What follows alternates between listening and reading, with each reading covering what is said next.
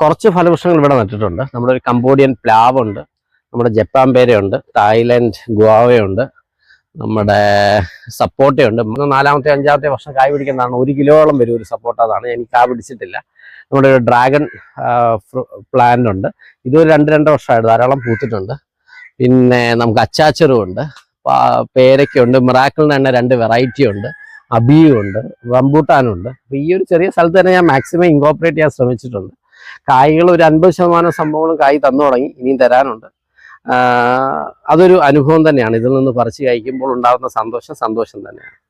അപ്പം എന്തുകൊണ്ട് ഫാമിലോട്ട് ഇറങ്ങി, എന്നാൽ എന്തിനാ ഈ ജോബ് എടുത്തത്, നിങ്ങൾക്ക് ഇത് തന്നെ ചെയ്തുകൂടെ എന്ന് ചിലവർ ചോദിക്കും. പക്ഷെ എനിക്ക് ജോബ് തന്നെയാണ് ഫസ്റ്റ്. എൻ്റെ ഗൈനക്കോളജി തന്നെയാണ് ഏറ്റവും ബെസ്റ്റ്. എനിക്ക് ഏറ്റവും ഇഷ്ടം എനിക്ക് ഗൈനക്കോളജിയാണ്. അതിൻ്റെ ഒപ്പം തന്നെയാണ് ഈ കൃഷിയും പശുക്കളെല്ലാം കൊണ്ടുപോകുന്നത്. അപ്പം ഇത് രണ്ടും എനിക്ക് അവിടെ സമയം കിട്ടുമ്പോൾ ഞാനിവിടെ വരും.